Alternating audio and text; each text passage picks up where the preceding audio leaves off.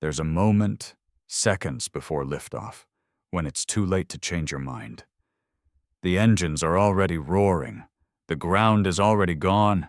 Whatever happens next happens hundreds of miles from anyone who can save you. A cosmonaut spinning through the atmosphere in a capsule that was never built to land with him inside it. A computer flashing warnings while the fuel gauge dropped towards zero, seconds from an abort nobody wanted to call. An astronaut trusting his life to a decision his own mission control almost didn't tell him about. These are the three most famous firsts in the history of spaceflight, and the parts of the story nobody tells you. Before we get into their stories, put yourself in the seat for a second. Imagine strapping into a metal capsule smaller than a car, sitting on top of a rocket built with technology barely a decade old. Nobody has ever done what you're about to do. Not one person on Earth can tell you, for certain, what happens to a human body once it leaves the planet. Will your heart keep beating normally? Will your mind stay clear? Nobody knows yet. You're about to find out live on the way up. To get off the ground at all, the rocket beneath you has to accelerate you to roughly 17,500 miles per hour, fast enough to circle the entire Earth in about 90 minutes. The guidance computer flying you there has less processing power than a calculator you could buy today for a few dollars. And when you come back down, friction against the atmosphere will heat the outside of your capsule past 3,000 degrees Fahrenheit, hot enough to melt most metals on the planet you're trying to return to. There's no simulator for any of this. No one to call for advice mid-flight. No version of this mission anyone has flown before you. Every choice made about your flight is a guess based on the best information available at the time. And if that guess is wrong, there's no version of this story where you get a warning first. That was the reality for three men who left Earth anyway. Here's what actually happened to them, and what it nearly cost them. Yuri Gagarin didn't just risk death. He risked the unknown, in a way almost nobody in history ever has. On April 12th, 1961, this 27-year-old Soviet Air Force pilot became the very first human being to leave Earth. And when we say first, we mean first in every sense of the word. First person to survive a rocket launch of this scale. First person to experience true weightlessness for an extended stretch of time.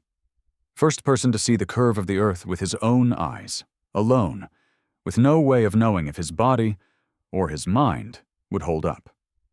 Soviet doctors seriously debated whether prolonged weightlessness might cause a kind of psychological breakdown, a disorientation so severe an astronaut might not even be able to fly the spacecraft. That's how little anyone knew. Gagarin's manual controls were locked behind a 3-digit code, sealed inside an envelope, in case fear or confusion took over mid-flight. Nobody was fully certain he'd still be himself once he got up there. He also had almost no reliable data on the rocket itself. Vostok 1 had only been test-flown a handful of times, unmanned, with mixed results. No long track record of success to lean on. Gagarin was, in every real sense, the test subject and the pilot at the same time. His spacecraft lifted off from Baikonur and completed a single orbit of Earth in 108 minutes, but it was the return to Earth that came closest to going wrong. As Vostok 1 hit the atmosphere, the equipment module was supposed to separate cleanly from Gagarin's descent capsule.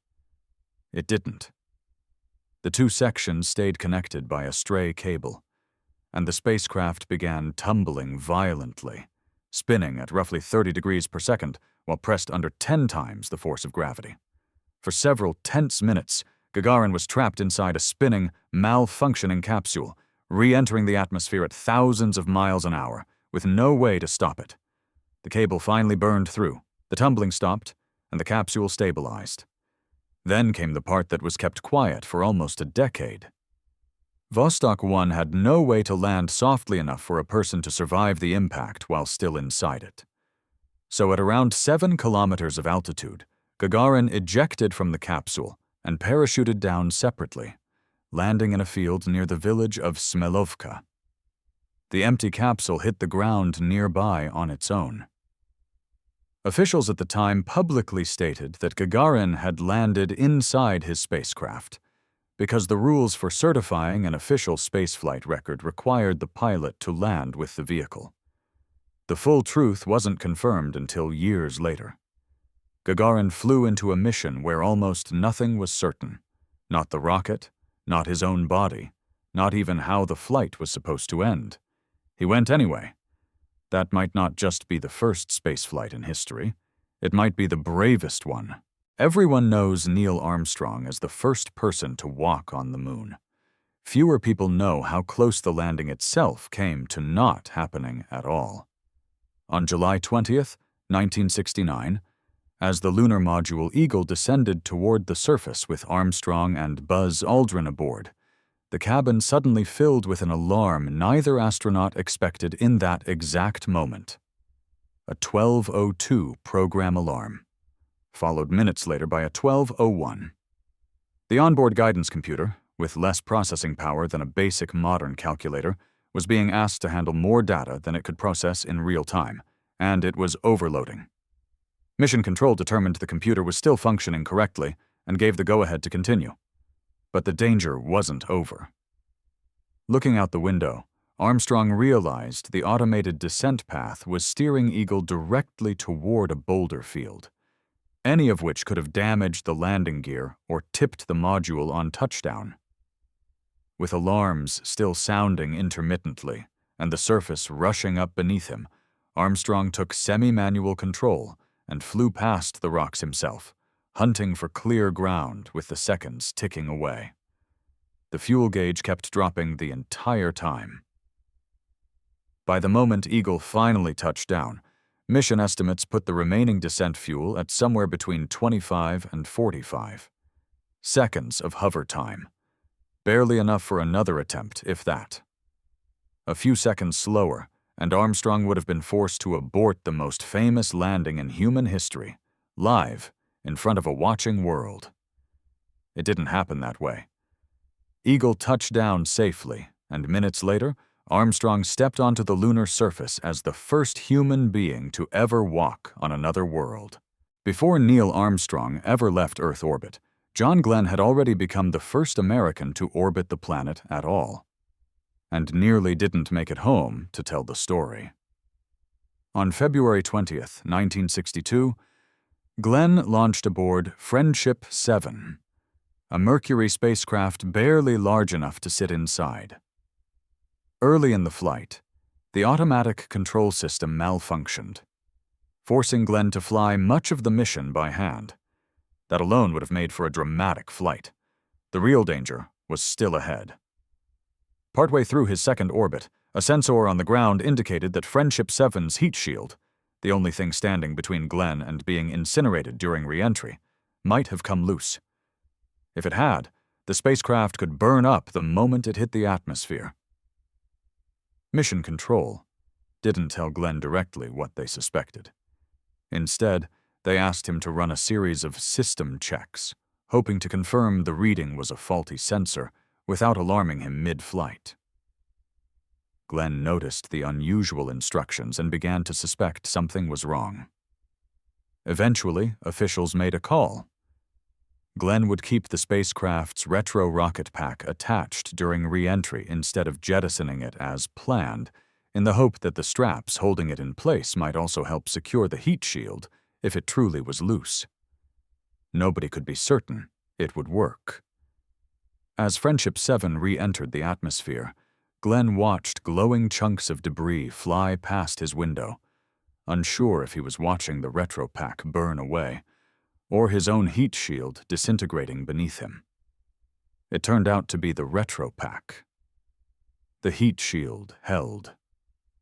Glenn splashed down safely in the Atlantic after less than 5 hours in space, and became almost instantly one of the most famous men in America. He wasn't finished making history. 36 years later, in 1998, at 77 years old, John Glenn returned to space aboard the Space Shuttle Discovery, becoming, to this day, the oldest person ever to fly beyond Earth. 3 men, 3 different decades, 3 moments the entire world remembers as triumphs. But look closer, and every one of these stories has the exact same shape. A person walking into total uncertainty, doing the job in front of them anyway, and trusting that skill, preparation, and nerve would be enough to carry them through what nothing could have fully prepared them for. Gagarin didn't know if his own mind would survive leaving the planet.